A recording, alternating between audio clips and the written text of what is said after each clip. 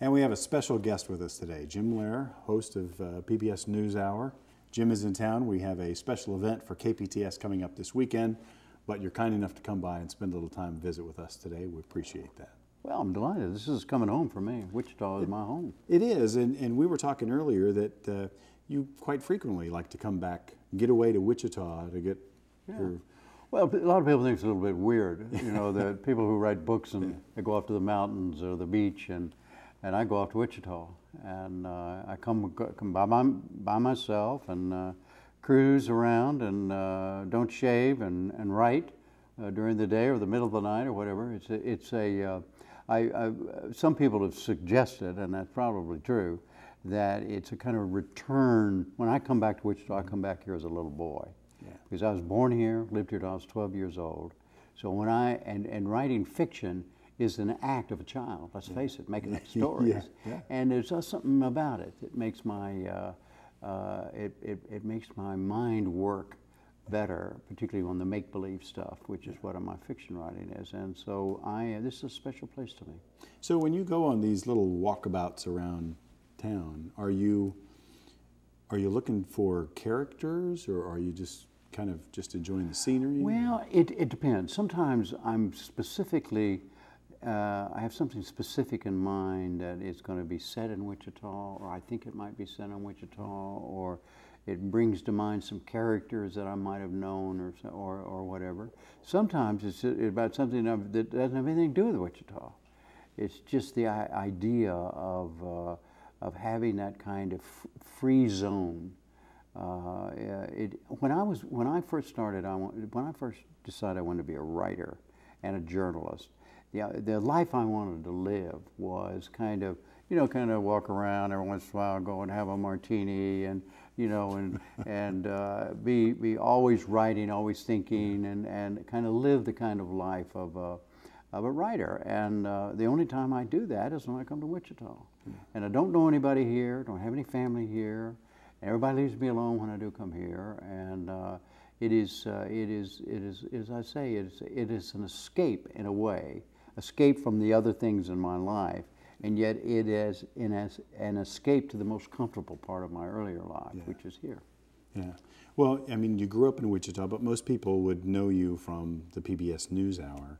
Where did this passion for writing come from? Well, it came from when I was a kid. My mother, here in Wichita, was an incredible reader. And she read to my brother and to me. My brother's 2 years older than I am.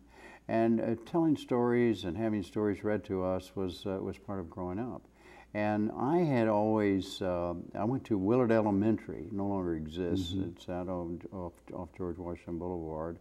And we lived on Ash Street, which was kind of wiped out when it expanded the canal, the drainage canal. But it was that whole environment was, and I had teachers there who encouraged me to write stories, and I mean it was just something I wanted to do. And when I finally moved to Texas, when I was in high school, that's when I really decided I wanted to be a professional ball player. I wanted to play shortstop for the Brooklyn Dodgers, take Pee Wee Reese's place, and that clearly wasn't going to work out. The coach informed me of that, by the way.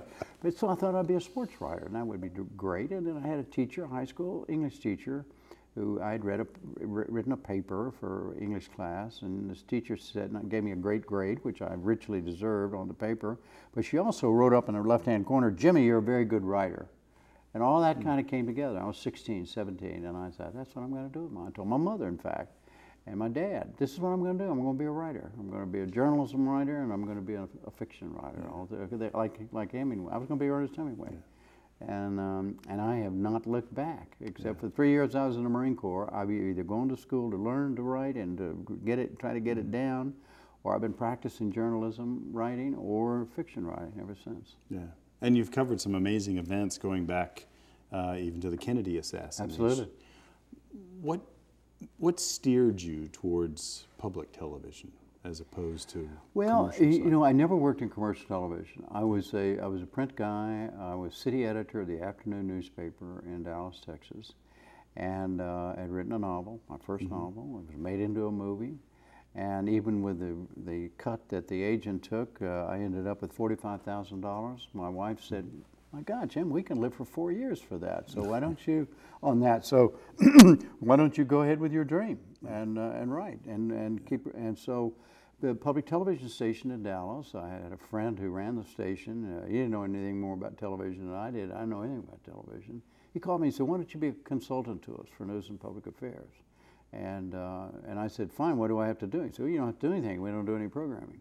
But we're trying to get to, we're going to do something. So anyhow, I wrote a proposal. Yeah. We devised an experimental news program. We got funded in the Ford Foundation.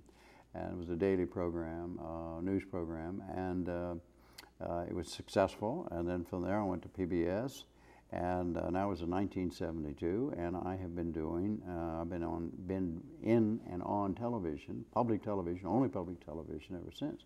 The thing about public television that it really is different in ways that people really don't understand. And I'll just tell in just in a moment, the reason it's different is that public broadcasting is based on the concept that we are there to try things out.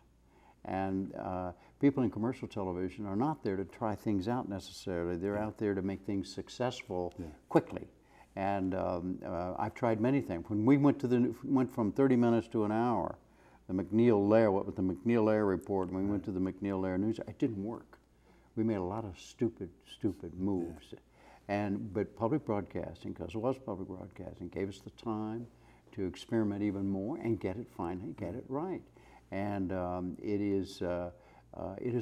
can't imagine practicing journalism, television journalism, anywhere except in public broadcasting. It would be foreign to me.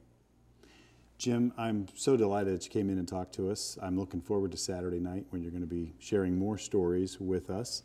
And I just, on behalf of everybody in Wichita and all of PBS fans, thank you for being a standard of journalism that provides good content, unbiased content, and that really means a lot and makes me proud to be part of the PBS family. So, well, Jess, it all comes from having been born in Kansas. All right. Thank you so much, Jim. Thank you. All right.